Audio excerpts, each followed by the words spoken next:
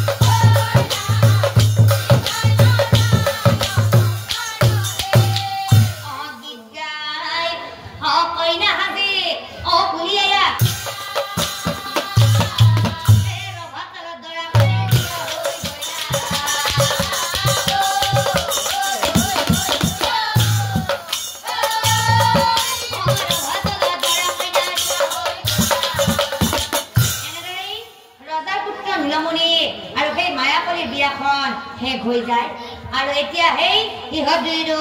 আচল খেলাখন বিয়াৰ পিছদিনাখন সেই নীলমণিয়ে কি কৰে জানে অপ্ৰতিজ্ঞা বন্দী স্বামী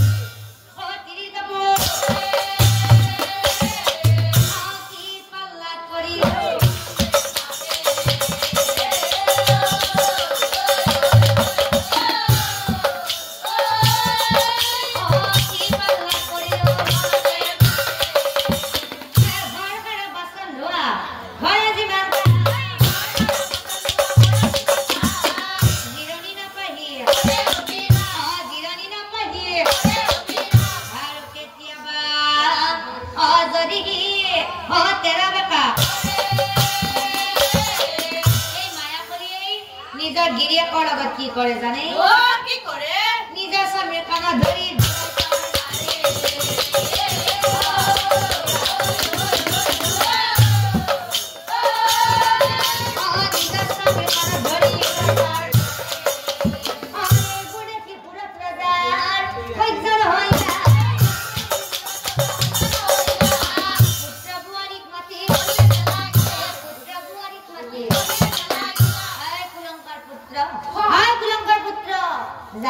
যা তই গোটেই ৰাজ্যখনে ঘূৰিয়া যা কোন পুৰুষে তিৰিৰ কাপোৰ ধুই কোন পুৰুষে তিৰিৰ হাতৰ চৰ খাই নাপায় বাচ্চা এইবিলাক কৰিব নাপায় বাচ্চা এইবিলাক কৰিব নাপায় তেতিয়া ৰজাৰ পুত্ৰ নীলমণিয়ে কৈছিল এইবিলাক কাম মই কিয় কৰো জানা কিয় তাই কষ্ট পাব বুলি ময়ে কৰো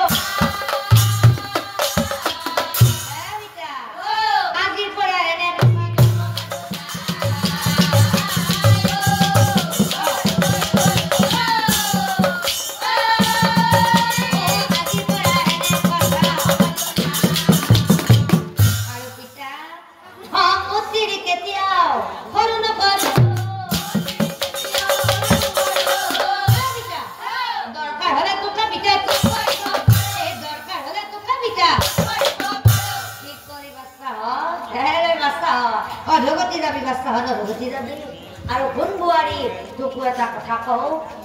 নিজৰ স্বামীক বুৱাৰী তই কৰিবি বুৱাৰী স্বামী শহুৰক নামানিলে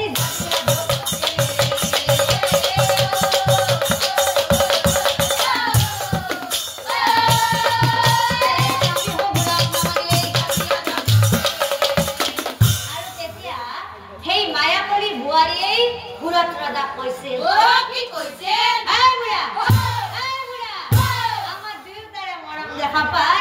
আমাৰ দুয়োটাৰে মৰম দেখা পাই তোৰ একদম চকু লাগি গৈছে বুঢ়া তোৰ পুত্ৰ হৈছে এটা হাতী আৰু মই হৈছো তাৰ মাউস গতিকে মোৰ হাতী মই মাউস মই তাক যেনে কৈছ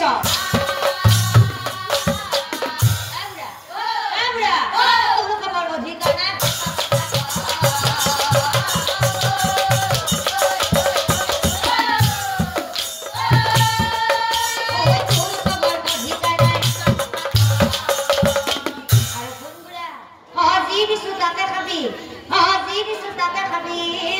আপত্তি নকৰিবি বেছি পেক কৰিলে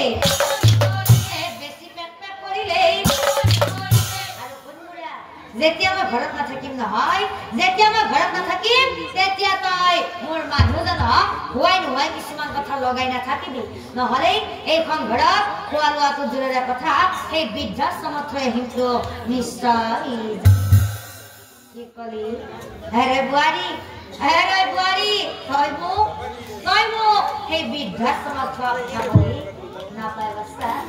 এইবিলাক কৰিব নাপায় কিয় জানা তোৰো এখন সংসাৰ আছে তোৰো এদিন ল'ৰা ছোৱালী হ'ব সেই ল'ৰা ছোৱালী তোকো এদিন সেই বৃদ্ধাশ্ৰমত থোৱা কথা ক'ব বাচ্চা সেইদিনাখন তোৰ কেনে লাগিব বোৱাৰী সেইদিনাখন তোৰ কেনে লাগিব তই সেইদিনাখনে বুজি পাবি